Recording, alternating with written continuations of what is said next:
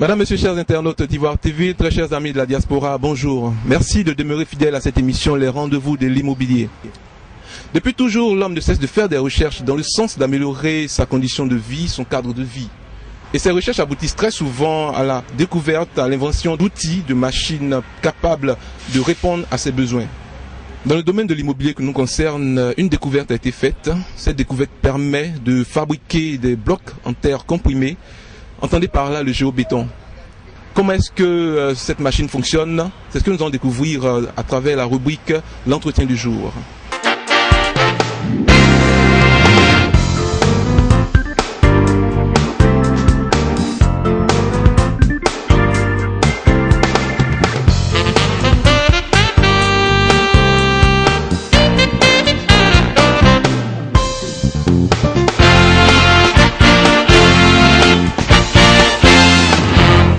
Alors monsieur, bonjour. Bonjour. Comment allez-vous? Je vais très bien aujourd'hui. D'accord. Alors, pouvez-vous vous présenter aux internautes qui vous suivent? Oui. Mon nom c'est Monsieur Steven Tucker. Je suis de la compagnie Hydraform International en Afrique du Sud. Notre compagnie se spécialise en BTC, les machines à BTC. Plus spécialement les machines autobloquantes à BTC. Alors ici en Afrique on dira plutôt le géobéton. Le géobéton, d'accord. Le géobéton, voilà. Alors le BTC, c'est bloc en terre compressé. Bloc en terre compressé. Oui, oui. Donc alors vous êtes ici à notre émission pour nous présenter une machine. Oui. De quoi s'agit-il concrètement? Bon, je suis ici pour présenter plusieurs machines. Hydraform, a commencé en 1988. Et l'invention, c'était un peu reprendre quelque chose déjà qui existe et modifier pour améliorer les choses et donner quelque chose à l'Afrique qui peut bénéficier. L'Afrique peut bénéficier de cette invention. Voilà, tout à fait. Et c'est une machine premièrement mobile, autonome. Qui produit des blocs en prenant de la latérite, donc qui est disponible presque partout aussi en Côte d'Ivoire, mais en Afrique de l'Ouest, dans la terre rouge, avec un peu de ciment et stabilisé, compressé dans une chambre de compression. Ça rend la bloc durable et ça vous permet de construire des maisons plus économiques. Des maisons plus économiques. Nous allons revenir encore à la machine. Oui. Quelle est la performance de votre machine? La performance, vous voulez dire la production journalière? La production, ok. Donc, ce que votre machine a de révolutionnaire. Voilà, donc la révolution, je dirais, c'est produire des blocs en autobloquante. Par jour, vous pouvez produire environ entre 1500 jusqu'à 5000 blocs par jour. Ça dépend de quelle machine que vous avez. On a des différentes machines pour des différents projets. La beauté, c'est la production sur site. Donc, il ne faut pas produire dans une usine et puis amener sur le site. Vous êtes sur le site même de production de construction. Ok, donc votre machine permet de fabriquer des briques. Oui. Vous avez parlé d'autobloquante. Qu'est-ce que c'est? Non, l'autobloquant, c'est par exemple le joint en mortier. On enlève le joint en mortier. Le joint en mortier, c'est le ciment en fait, le ciment sobre qu'on met entre les briques. Ceci est remplacé par un système autobloquant qui lie les blocs. Le poids les maintient en place et la largeur du mur empêche le mouvement. La beauté, c'est que aussi les blocs qui sont compressés, ils sont compressés à son maximum. Donc ça veut dire que c'est les blocs porteurs. Ils portent le poids de la structure. Ceci dit, on peut enlever maintenant le fer à béton, le béton de coin, le béton tous les 3-4 mètres. Donc c'est une économie de construction. Une économie de construction. Alors votre machine permet de fabriquer combien de briques? Journalièrement, en général environ, ça dépend de la machine, mais on va dire une moyenne de 2300 briques. Par exemple, ce qu'on appelle la M7MI Super, ça vous donne à peu près 2300 briques par jour. 2300 briques par jour? Oui, qui est égal à peu près à 75 mètres carrés de mur. 75 mètres carrés de mur. Wow. C'est donc 7 par 10 ou 3,50 par 20. D'accord. En Alors, 2 jours, pardon, en oui, 2 allez-y, jours, allez-y. vous avez peut-être assez pour une toute petite maison de 50 mètres carrés, 60 mètres carrés. Alors, avant votre machine, d'autres machines existaient. Oui. Mais qu'est-ce que vous avez noté sur ces machines? Quelles sont les défaillances que vous avez notées sur ces machines-là? Ouais. Parce qu'en Il y Afrique, avait- en Afrique, surtout au village, on a l'habitude d'utiliser le géobéton. Oui, oui. Le géobéton, mais voilà. Ouais, il y avait des presses qui existaient, c'était pas des machines, c'était des presses. Des presses, oui. Le géobéton était fait dans des presses à l'époque. C'était damé et c'était compressé. Nous, on a juste amélioré en ajoutant du ciment, stabilisé donc. On a stabilisé, rendant le bloc durable, résistant contre les intempéries, l'humidité et tout ça. Donc le géobéton, aussi à l'époque, il y avait un petit problème avec le géobéton. Je pense que c'était mal, c'était pas bien séché, c'était pas bien pressé très souvent parce que le presse était un peu rudimentaire, donc c'était un peu Il y avait aussi un problème de transport. problème de transport. Et aussi il y avait beaucoup de géobéton qui était brûlé aussi. Oui. Voilà, donc cuit. Nous on remplace tout ça. Alors donc, à la différence du vôtre, en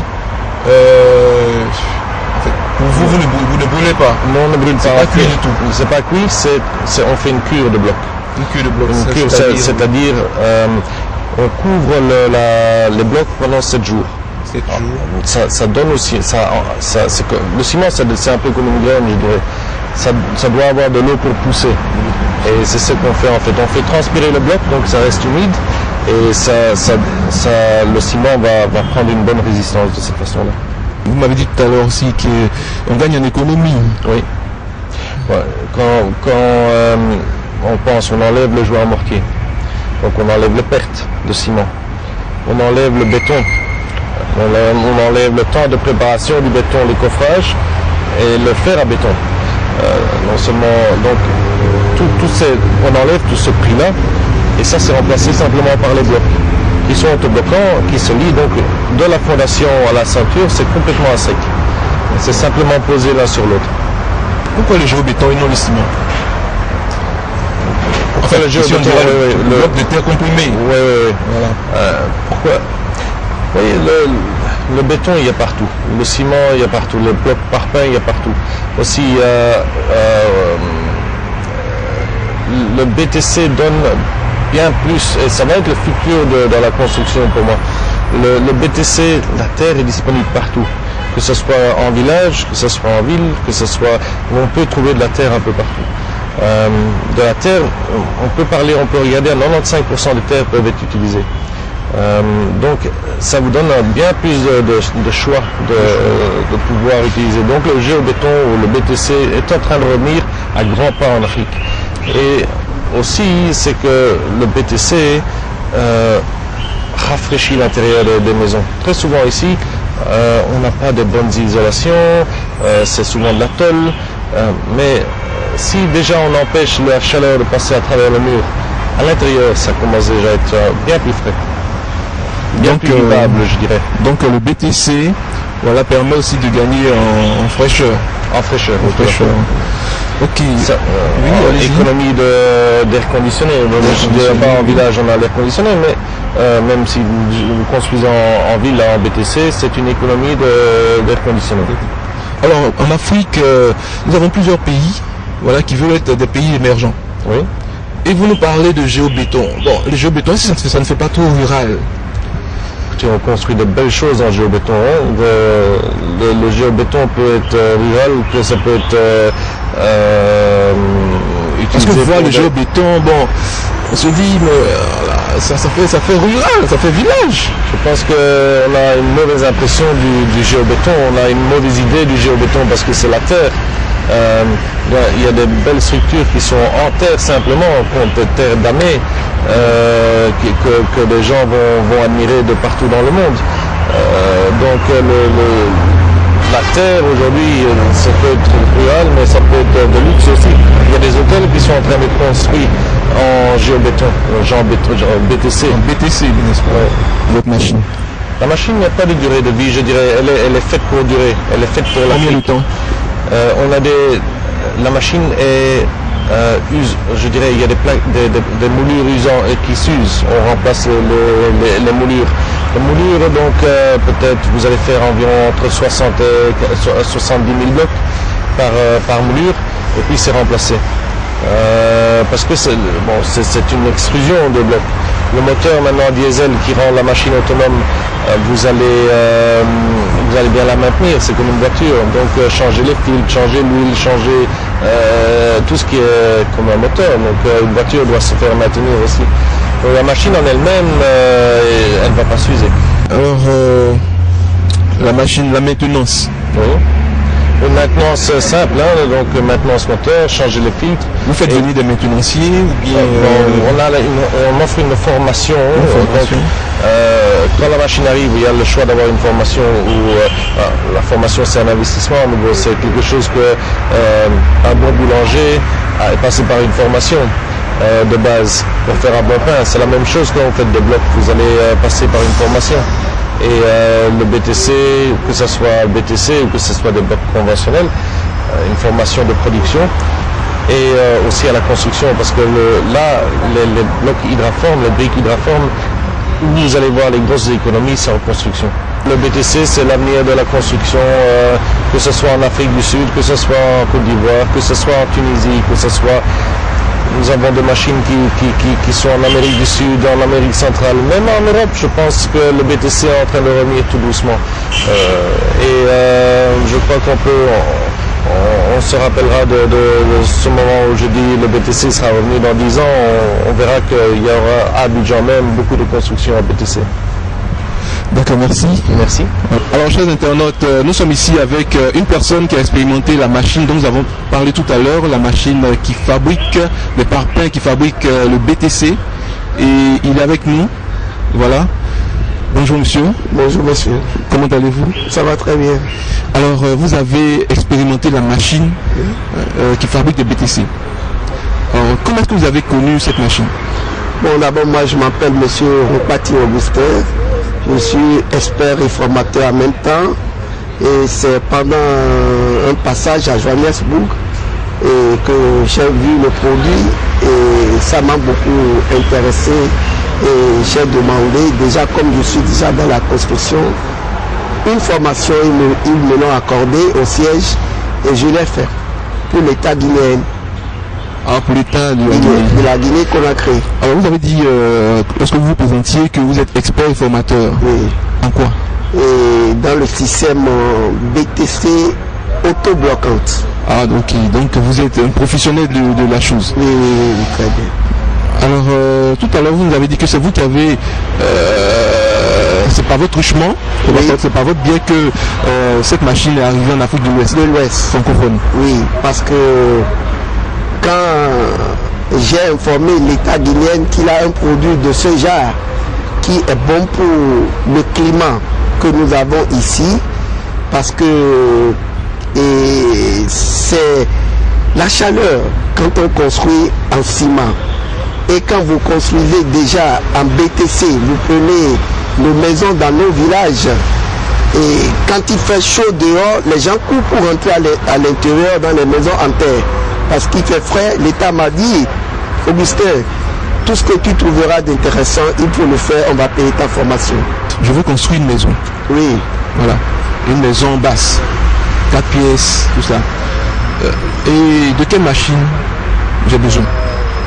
Bon, et vous avez besoin d'une machine hydraforme dont c'est une machine hydraulique.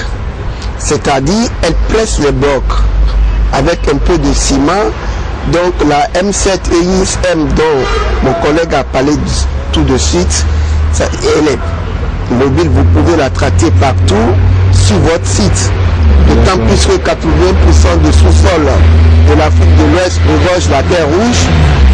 Mais bon, il y a des chantiers où moi c'est dans les fosses septiques, dans les puisards, que je prends 70% de la terre qui est la matière première pour travailler.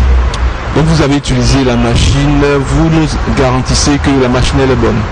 Elle est très très très bonne parce que je l'ai expérimenté pas sur 200-300 maisons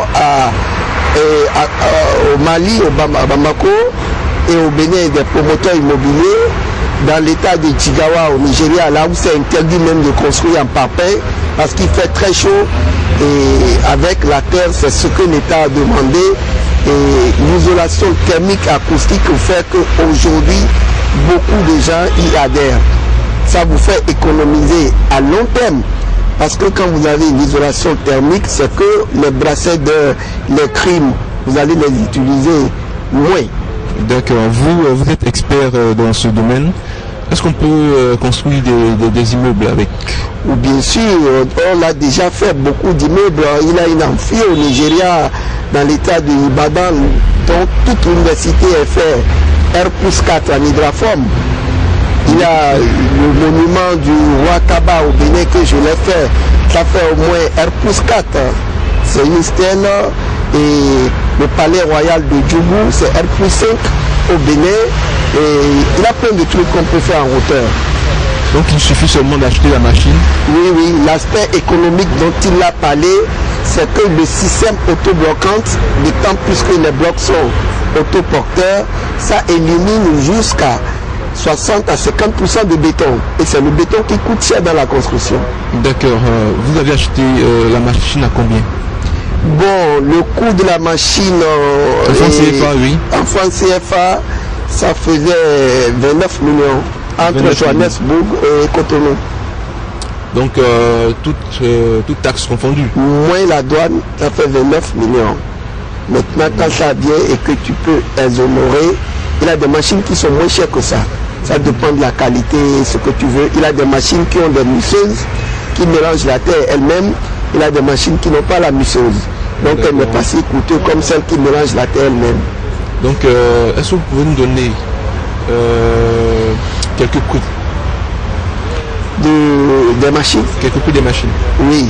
Vous nous avez dit qu'il y a une machine de 29 millions? Oui.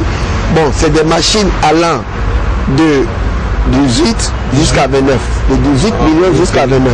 D'accord. Il y en a combien de machines comme ça?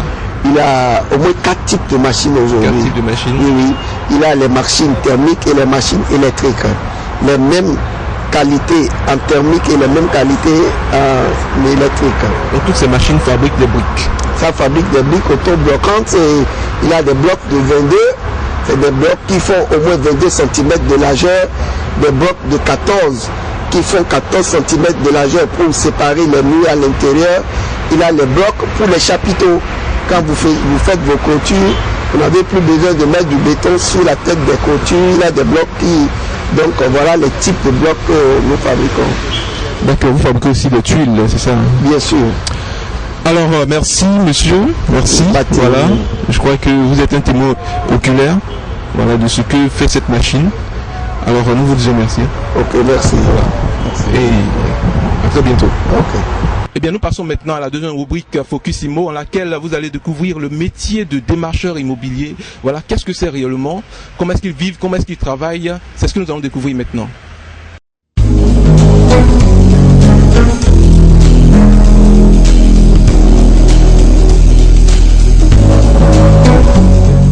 Alors, un démarcheur, ça consiste en quoi?